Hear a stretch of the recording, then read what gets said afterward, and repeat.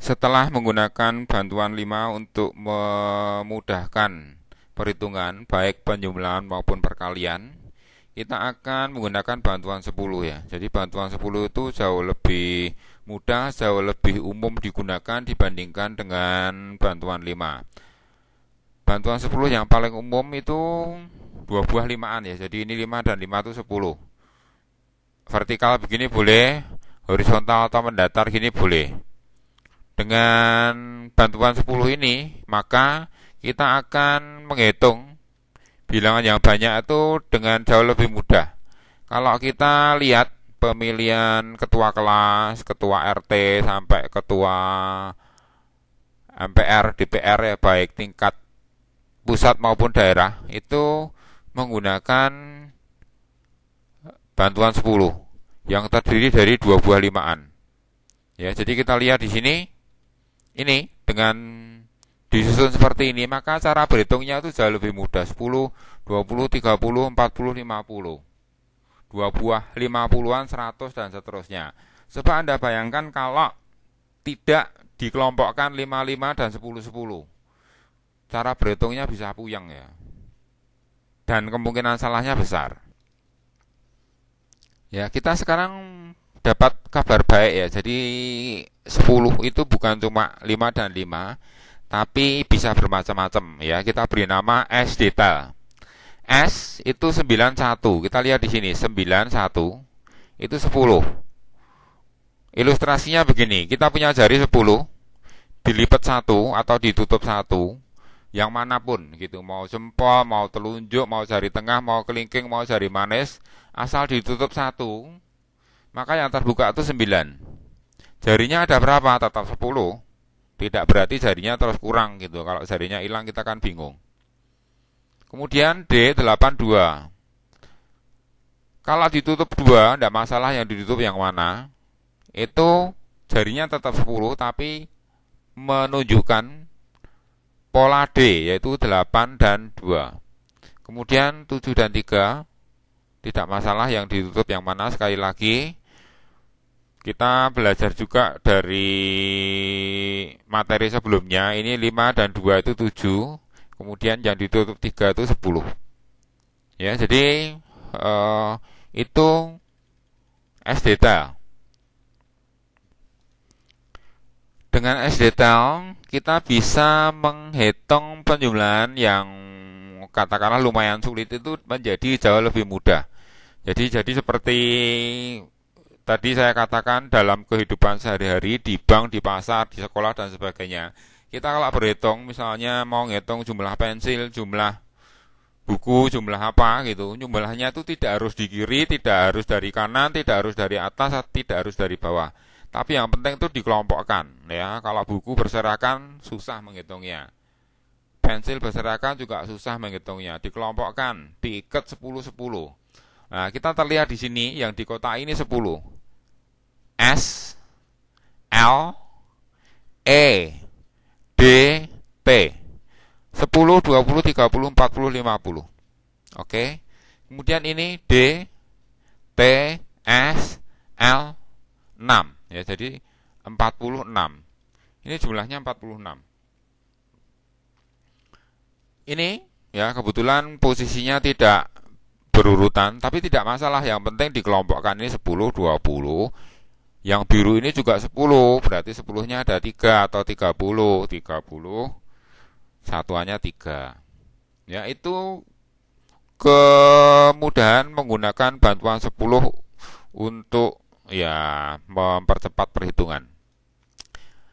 Berikutnya kita akan menggunakan bantuan 10 untuk menjumlah supaya tidak lompat 10 ya. Jadi kalau misalnya ini itu susah karena harus lompat 10. Bandingkan dengan ini tidak lompat. Jadi ini 37, mudah saja. Ini itu kelihatan rumit karena lompat 10. Kalau seperti ini malah lebih mudah. Jadi puluhannya 5 ditambah 4, jadi puluhannya ada 9. Satuannya 6 ya, 96. Ini 168. Ini nah susah. Nah, kita akan menggunakan bantuan 10 S detail tadi untuk melakukan penjumlahan supaya tidak usah lompat 10. Kita lihat di sini ya. Jadi 27 ditambah 9. Ini saya kasih contoh yang S tambah 9. Ini tambah 8 satuannya D, T, 7. Biasanya ditulis bentuk seperti ini ya. Tidak salah, tapi saya berharap tidak berkeberatan kalau misalnya saya tulisnya agak berbeda ya. Jadi kalau bersusun seperti ini, kalau mendatar seperti ini. Ya, masalahnya kalau mendatar seperti itu, kalau bersusun ini saya turunkan. Harusnya kan tidak salah gitu, karena sekali lagi tanda positif, tanda plus itu melekat dengan 9 bilangan di kanannya. Ini juga saya tuliskan bentuknya begini. Ini juga saya turunkan bentuknya seperti ini. Ya, kita lihat 27 ditambah 9. Kita tadi tahu bahwa 9 itu 10 dikurang 1. Setelah 9 plus 9 ini kita ubah menjadi 10 dikurang 1 ya, tanda plus di sini dihilangkan tidak apa-apa. Artinya kalau tanpa tanda itu selalu positif. Ya, jadi sekarang kita mendapatkan penjumlahan yang tidak harus lompat 10. 27 tambah 10 itu 37 dikurang 1. Mudah kan ya, 37 dikurang 1 itu 36. Demikian juga dengan ini. 38 itu sama dengan 40. Boleh plusnya boleh ditulis, boleh tidak. 40. Karena D berarti dikurang 2. Dari sini kita lihat ya, bahwa